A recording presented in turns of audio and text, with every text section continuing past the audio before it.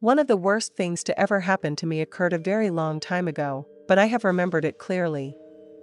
It happened out in the hills before everyone carried a phone, so I could not call for help when I needed it. One of my favorite things was to drive to my uncle's cabin in the country and spend Saturday evenings with him.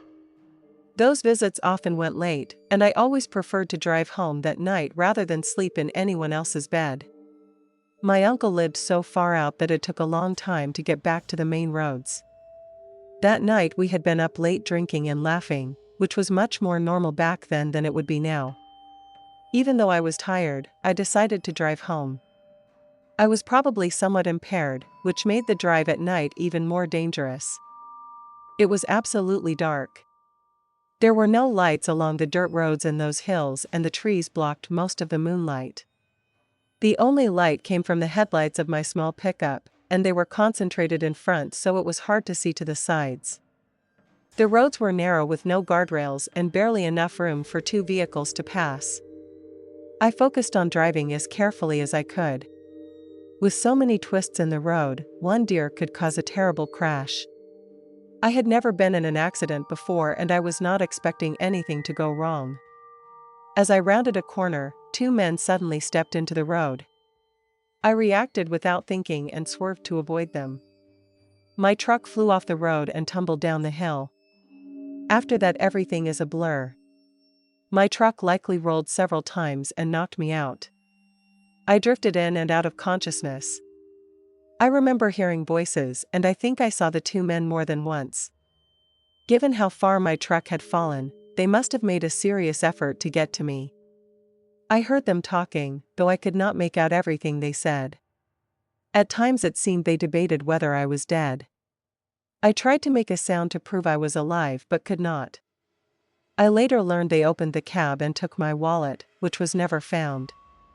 I also heard talk about burning the truck to remove evidence, which terrified me. The fact that they took my wallet suggested they realized I was alive and decided not to burn the vehicle, but they did nothing to help me. I was left there until morning. My uncle found me many hours later, and there had been no calls to police or for an ambulance. I woke up in the hospital the next morning. When I asked my uncle if the two men looked familiar, he said they did not. As far as I know, he never found out who they were. I do not believe they intentionally caused the crash, but the fact that they did not help and talked about burning the truck makes the memory haunt me to this day.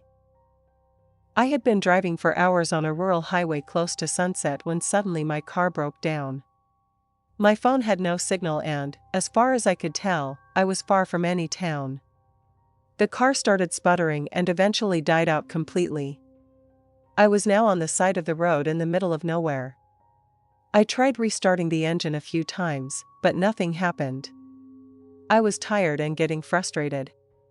I got out and popped the hood, but I was not much of a mechanic and did not know what to look for. I could see smoke rising from the engine, but that was about it. I had no idea what was wrong. I thought about walking to the nearest town, but I had no idea how far away it was. A bit earlier I had passed a small path that led to a driveway a few miles back. I hoped there might be a house or someone who could help. I grabbed a flashlight from the trunk and started walking. The light from the setting sun quickly faded, and by the time I reached the small drive it was dark. I found a small, old home barely visible behind trees. The house looked unkempt with peeling paint and broken windows. The yard was overgrown and the whole place looked abandoned. I was skeptical, but desperate, so I knocked on the front door. There was no answer at first, so I knocked again. I noticed the door was cracked open, so I pushed it and took a few careful steps inside. The interior was pitch black and smelled dank and musty. The only light came from an old flickering lamp on a table. I thought this was strange, but I called out, "Hello, is anybody there?" My car broke down and I was wondering if you could help me. There was no response. Whoever had been moving inside stopped immediately. I decided to leave because I felt awkward and like I was intruding. I had not heard it happen, but when I turned around the door had shut behind me. When I tried the handle it was locked. I started to panic. I noticed a small window near the ceiling, but it was too high to reach. I looked for something to break the door open with but saw nothing useful. I did not want to venture further into the dark house, so I kept trying the door. It remained locked, as if secured from the other side. Suddenly I heard footsteps behind me. I spun around but could not see anyone. My heart was racing and I felt faint. Then I saw a figure in the shadows. It was hard to make out details, but it looked like a person. The figure moved closer and I could tell it was a man with his face obscured by a hood. I backed away but he did not hurry. He just stood there and stared. The silence was deafening. I apologized and said I only needed help with my car, but he did not respond. I realized I had to act before he came any closer. I grabbed a heavy vase from a nearby table and threw it at him to distract him. The vase shattered and the figure hesitated. In a burst of adrenaline, I managed to break the door open. I bolted outside and ran through the overgrown yard without stopping until I reached the road. My car was where I had left it, but it was darker now and I felt alone. I went back to my vehicle and locked the doors. I waited almost 3 hours, sitting in the car, for anyone to drive by on that lonely highway. Thankfully, the man in the house did not follow me out to my vehicle. When I finally saw the headlights of another car, I used my flashlight to flag them down. The driver was kind and offered to drive me to the next town. He dropped me off with no incident and I finally had service to call a tow truck. That ended a terrible night. I realized the house was sketchy and that entering it uninvited was not a good idea, but I was panicking about my broken down vehicle and trying to get help before it got completely dark. I hope I never have to go through anything like that again. I was fresh out of college and working my first real job. I had moved to a new state and city for it after an intense interview process. The company hired 5 of us into the department, most of us recent graduates, and I knew it would be competitive. I focused on controlling what I could and working hard. The company helped new employees find housing, so I moved into an apartment and became roommates with a coworker named Derek. At first he seemed normal, though a little selfish.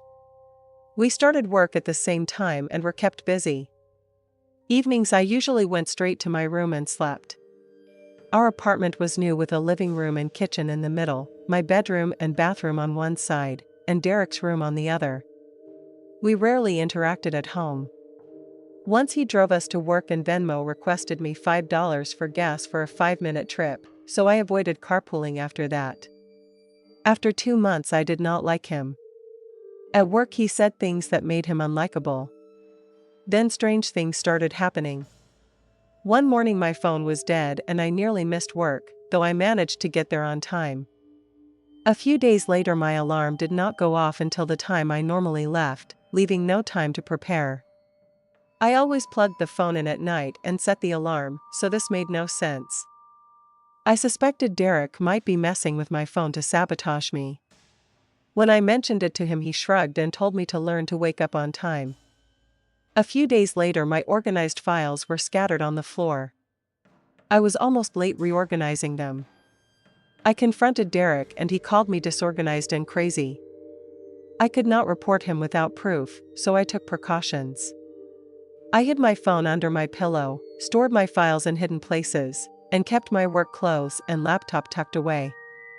I even put noisy items where they would make a racket if moved. One night I pretended to sleep to catch him, but nothing happened. Then Derek took it further. I woke to find my work laptop unplugged and dead and my suit wrinkled as if someone had messed with it. I stormed into the kitchen and yelled at him. He denied everything and went back to his room, telling me no one would believe me if I reported him. I charged my laptop enough to make it to work, but I wanted out of the lease and had no proof. A few nights later I woke to movement in my room. I turned on my lamp and saw Derek sprinting out. He dove into his bed and pretended to be asleep when I followed him to his door. He accused me of waking him and called me crazy. I still had no solid evidence. Then Derek was fired from work for harassing a female coworker. When I returned home the apartment was trashed. My belongings and the furniture were overturned. The TV was smashed, lamps broken, tables tipped, and my bedroom was the worst. I took pictures and reported the damage to the apartment management. I was told Derek would be prosecuted by the complex. I never saw him again. He was the worst coworker and roommate I ever had. Thanks for sticking around till the end. If you enjoyed the story, don't forget to give the video a like and leave a comment with your thoughts. And if you haven't already, hit that subscribe button and turn on notifications so you never miss a terrifying tale. See you in the next one.